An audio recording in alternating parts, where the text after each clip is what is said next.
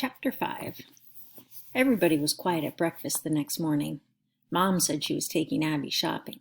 I told her I was going fishing again, which was a possibility. First, though, I had to have another talk with my father. I wanted him to know that Mom had mentioned the D word. Surely that would shake him up enough to come home. As soon as Mom and Abby left, I got on my bike and headed up the highway toward the jail. I wasn't sure they'd let me in without Mom calling to arrange it, so I brought along a letter that arrived from my father at the house. It was from the U.S. State Department, and the seal on the envelope made it look very important. I already knew what the letter said because my mother had opened it. The government was telling us, for about the 50th time, that the body of Robert Lee Underwood, my grandpa Bobby, was still down in Colombia. They couldn't bring him home because there was a problem with the paperwork, and the police in the village were not responding to inquiries from the United States Embassy. The news wasn't going to cheer up Dad, but at least it gave me an excuse to see him again. When I showed the envelope to the deputy at the desk, he didn't seem very impressed. He peeked inside to make sure that it was only a letter, and that he said he'd give it to my father later. Can't I give it to him myself? I asked. No, he's busy this morning, the deputy said. Busy? I thought. Doing what? Pretending to play chess? Is he all right? I asked. The deputy chuckled. Yeah, he's fine. There's a TV crew that drove down from Miami to see him. TV? Yeah, Channel 10. They said they'll need at least an hour. Then I'll come back later, I said. The deputy shook his head. Sorry, sport. Inmates are allowed only one short visit per day, and we're already bending the rules for this TV thing. Maybe tomorrow you can see your old man. But call first, okay? Sure enough, there was a shiny new van from Channel 10 parked outside the sheriff's station. I don't know why I hadn't noticed it before. I rode away wondering how to tell my mother that Dad was now doing television interviews from jail. She'd find out sooner or later when it was on the news, because all the Miami TV stations broadcast to the Keys. So I'd have to tell her, even though she wouldn't be happy about it.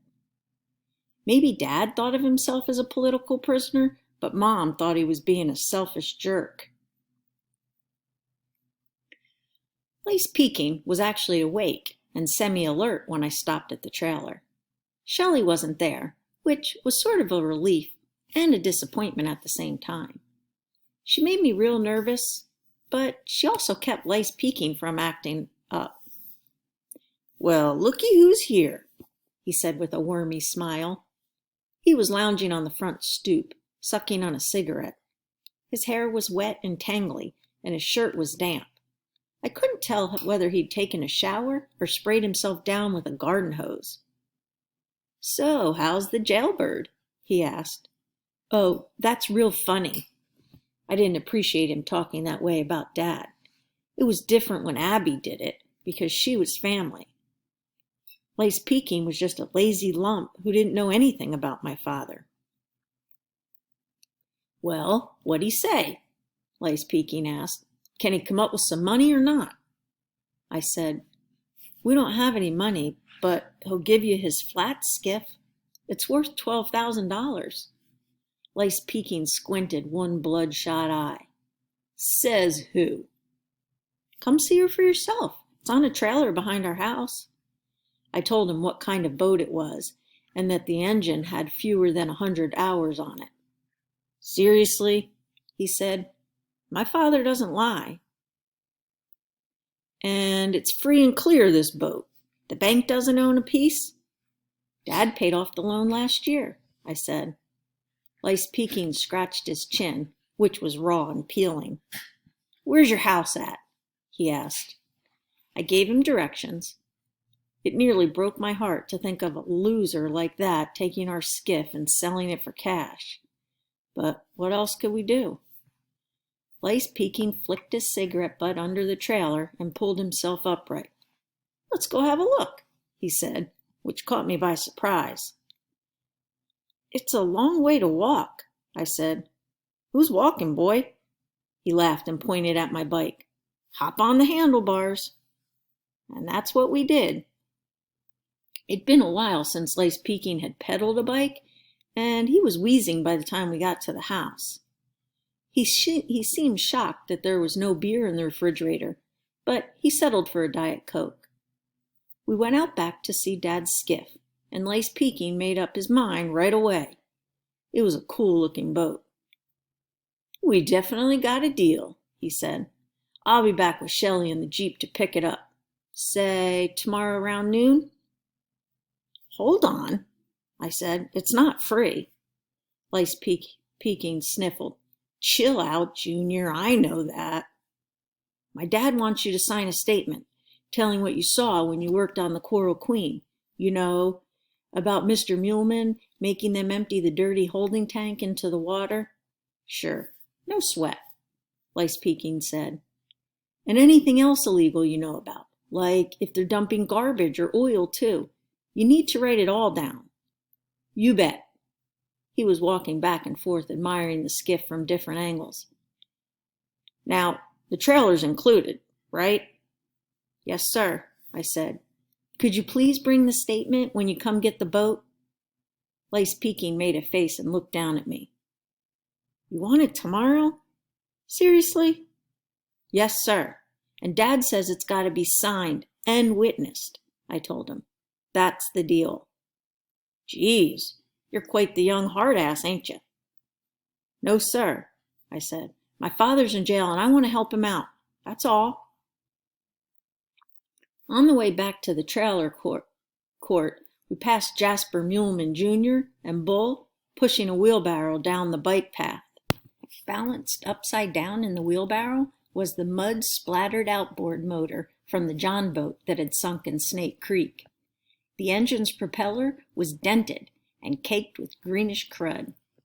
Jasper Jr. called out something nasty as we rode by, but I was surprised when Lace Peking braked the bicycle and spun around.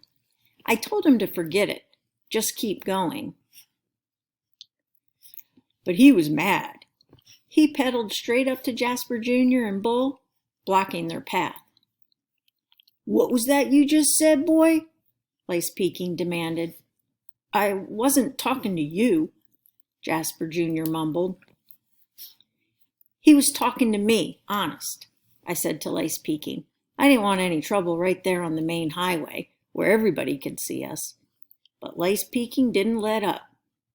"Sounds like you got your daddy's potty mouth," he said to Jasper Jr. "Keep it up. You'll need a whole new set of choppers before you're 18. Bull said, "Come on, Lace. He didn't mean nothing. That's the truth." "Shut up, Bull," said Lace Peking. "You wouldn't know the truth if it stung you on the butt. Now, Jasper, how about you apologize to me and my friend?"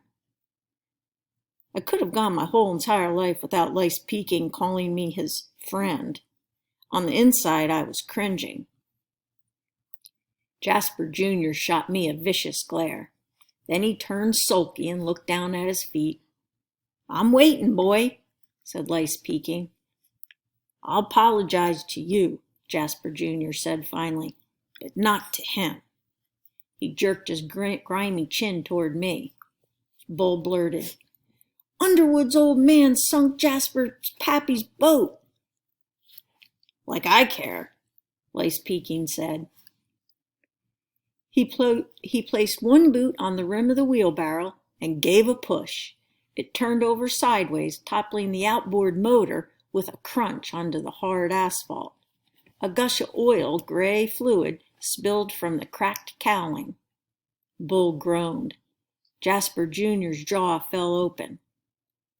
"Don't call people names," Lace Peking said. "It ain't polite." Then we rode away. That night after dinner, Mom put on a CD by a singer named Sheryl Crow. One of the songs was called My Favorite Mistake, and my mother liked to joke that she could have written it herself, about my dad. This time, though, She didn't smile when the song came on. I was going to tell her about Dad doing the interview with Channel 10, but I decided to wait until she was in a better mood. I didn't tell my sister either, because she'd get ticked off and start throwing stuff around her room. Abby has a hot temper. Around 10:15, Mom turned off the stereo, gave me a hug, and went off to bed. I was pretty tired, but I stayed up reading a skateboard magazine and kept one eye on the clock. At exactly midnight, I crept down the hall and tapped on Abby's door. She was wide awake and ready to go. We snuck out through the kitchen and got our bicycles from the garage. It didn't take long to reach the marina. The Coral Queen had just closed and the passengers were filing off, laughing and talking loudly. Abby and I hid nearby, on one of the deep-sea charter boats. We crouched low in the stern so that nobody could see us. A yellow crescent moon peeked out from behind the clouds, and the mosquitoes weren't too bad. We just sat there not saying a word, looking up at the sky and waiting for the docks to quiet down. By the time all the gamblers were gone, we could hear the jacks and tarpon crashing schools of minnows in the basin. When I peered over the gunwale, I spotted Dusty Muleman's big black Escalade parked under one of the lampposts near the Coral Queen. The sound of men's voices carried across the still water, and I could see figures moving around on the casino boat. My sister got on her knees beside me. "How long you want to wait here?" she asked anxiously. "Mama's going to freak if she wakes up and we're gone." I checked my watch. 10 minutes after 1. "We'll give it till 1:30, I said. "Then we'll go home." The way Dad had explained it, big boats like the Coral Queen are supposed to pump their toilet waste from an onboard holding tank into a sealed vat on shore. Later, a sewage truck collects the stuff and hauls it to a treatment plant. Dad believed that Dusty Muleman's boat was flushing hundreds of gallons of poop directly into the basin, which is not only gross, as Abby would say, but also a big-time crime. All we had to do was catch him in the act and call the Coast Guard to come arrest him. Then everybody in town would know that my father wasn't some kind of loony troublemaker, that he was just a guy who cared about the kids and the beaches and the things that lived in the sea. And when the truth about Dusty came out and everybody saw that Dad was right, Mom would feel better about staying married to him. Maybe we were kidding ourselves, but that's how Abby and I had it figured. So we both got excited when we noticed the workers dragging a long, thick hose toward the stern of the Coral Queen. We were sure, 1,000% certain, that they'd open the valve and drop the end of that hose into the water. But they didn't. They snaked it over to the dock and connected it to something that resembled a giant rust-freckled egg. "Hey," whispered Abby. "That looks like a sewer tank." Yeah, it does. There was a knot in my stomach. I couldn't believe what we were seeing. "What if Dad made a mistake?" she said gloomily. "What if Dusty's totally legal? What if the pollution's coming from somewhere else?" I had no answer. It never occurred to me that my father might have blamed the wrong person. "What do we do now?" Abby said. "I really don't know." "Noah?" "Abby, I said I don't know." "Noah!" From the hitch in her voice, I sensed something was wrong.